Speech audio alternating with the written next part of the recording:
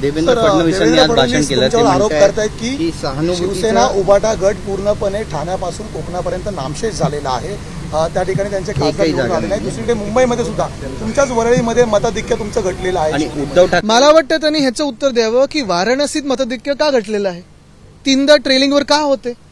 अयोध्यामध्ये असेल किंवा कुठेही यूपीमध्ये आपण पाहाल, जे भाजप मागे गेलेली आहे, म्हणजे भाजपचं जे राजकारण होतं, मग विष पेरण्याचं राजकारण असेल, दुहेरी जे काही म्हणजे कटस हे करण्याचं राजकारण असेल, दोन जातींमध्ये दोन धर्मांमध्ये वाद निर्माण करण्याचं राजकारण असेल, ह्याला महाराष्ट्राने असेल उत्तर प्रदेशने असेल नाकारलेलं आहे। आणि देशात हुकुमशहाला आम्ही 303 वरनं 240 वर खेचलेलं आहे, पुढे 140 वर खेचल्याशिवाय राहणार नाही देश। कारण देशात ॲरोगन्स कुठेही आपण पाहताय, ॲरोगन्स किंवा हुकुमशाही चालत नाही।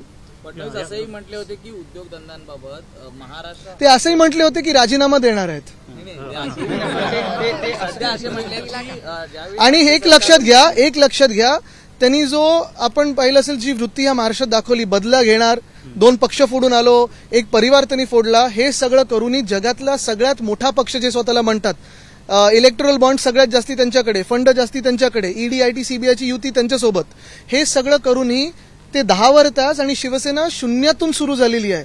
म्हणजे आमच्यातून 40 आमदार नेले, काही खासदार नेले, अनेक नगरसेवक फोडले, मोठी यंत्रणा फोडली, सगळं काही करून आम्ही 9 वर आहोत, भाजपा 10 वर आहे। हे नम्रपणे आम्ही सांगतोय, कारण हा जनतेचा निकाल आहे। आमच्यासोबत जे आमचे मित्रपक्ष होते, काँग्रेस 13 वर आहे, राष्ट्रवादी आमच्यासोबत आहे। आपण पाहत असाल महाविकास आघाडीला यश ह्याच्याचमुळे मिळालेलं आहे, कारण भाजपा जशी वागली महाराष्ट्रात तसं चालणार नाही।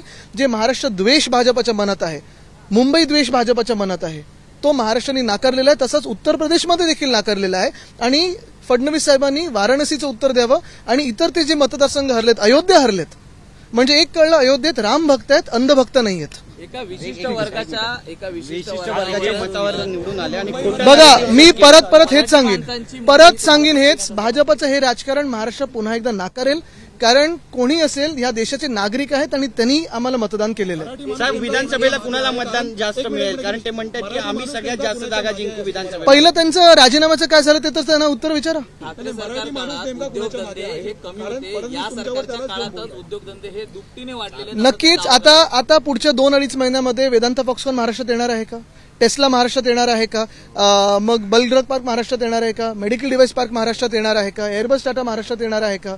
गेल्या 2.5 वर्षात सगळेचे उद्योगधंदे आपण गुजरातला पाठवलेले आहेत। गिफ्ट सिटी सारखं आम्हाला काही स्पेशल स्टेटस बीकेसीला मिळणार आहे का, मुंबईला मिळणार आहे का, पुण्याला मिळणार आहे का, छत्रपती संभाजीनगरला मिळणार आहे का, हे त्यांनी सांगावं। दुसरं म्हणजे आंध्र आणि बिहारला जर स्पेशल पॅकेज मिळत असेल, बरं तिकडच्या मी त्याच पक्षांना जे आता एनडीएमध्ये जात असतील त्यांना विनंती करतोय, लोकसभा अध्यक्षाचं पद स्वतःकडे ठेवा, भाजप तुमचा पक्ष फोडण्याचा प्रयत्न करेल। दुसरी म्हणजे जर काही स्टेटस वगैरे प्रॉमिस केलं असेल, स्पेशल स्टेटस राज्यांना, ते लिहून घ्या, भाजप शब्द मोडतं आणि लिहून दिलं तरी शब्द मोडेल, पण तुम्ही त्याच्यावर लक्ष ठेवून राहा।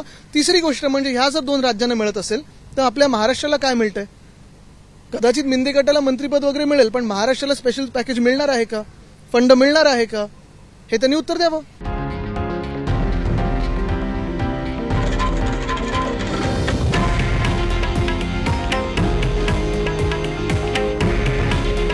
हे आहे देशातील नंबर 1 न्यूज नेटवर्क आणि आपण पाहत आहात TV9 मराठी। काळजी तुमची, हित महाराष्ट्राचं।